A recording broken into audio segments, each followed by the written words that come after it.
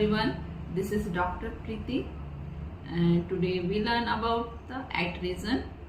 And what is atresion?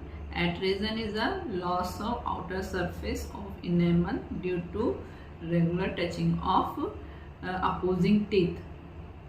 Means अगर हमारे दांत आपस में इंटेंशनली और अनइंटेंशनली टकराएंगे तो दांत जो है घिस जाते हैं, है ना। तो सबसे पहले तो हम जानेंगे कि ये अनइंटेंशनली कैसे घिसते हैं। That is caused by the parafunctional habit like bruxism. किसी किसी को रात में दांतों को किटकिटाने की और आपस में रगड़ने की आदत होती है, तो वो ऑटोमेटिक होता है।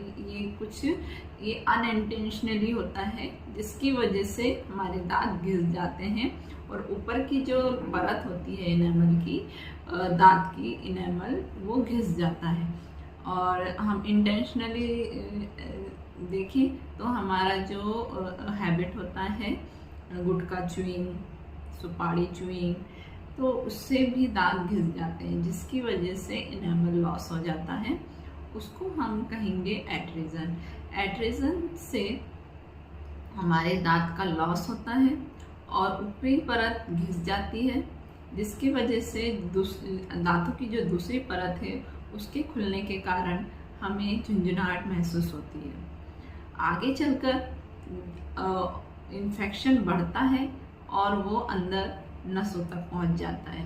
फिर नसों तक पहुंचने के बाद अगर हमने इसको ध्यान नहीं दिया तो कुछ समय बाद इन्फेक्शन जो है दांत के निचले हिस्से में चला जाता है और उसे कहते हैं पेरिअपाइकल इन्फेक्शन और एब्सेस बनने लगता, मतलब वहाँ पर सूजन आने लगती है अंदर ही अंदर। फिर वो सूजन धीरे धीरे जैसे जैसे प्रेशर बढ़ता है अंदर का, दांत के अंदर का, वो सूजन बाहर आने की कोशिश करती है।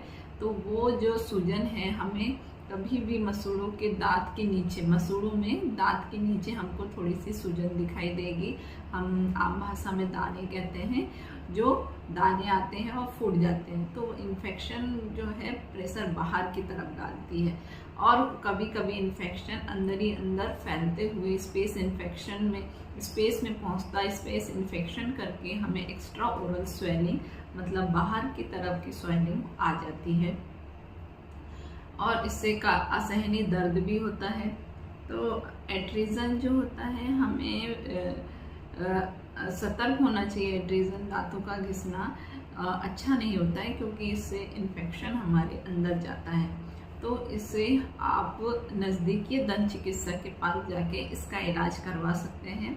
इसमें नसों का इलाज होता है और नसों के इलाज में पूरे नसों की क्लीनिंग होती है एक छोटे से इंस्ट्रूमेंट के द्वारा, और सारे नसों को साफ करके उसमें फिर कुछ नकली नसें डाली जाती हैं और फिर उसमें नकली दांत बनाया जाता है। तो फिर वो जो दांत जो घिस चुका है वो वापस से एक अच्छा दांत बन जाता है।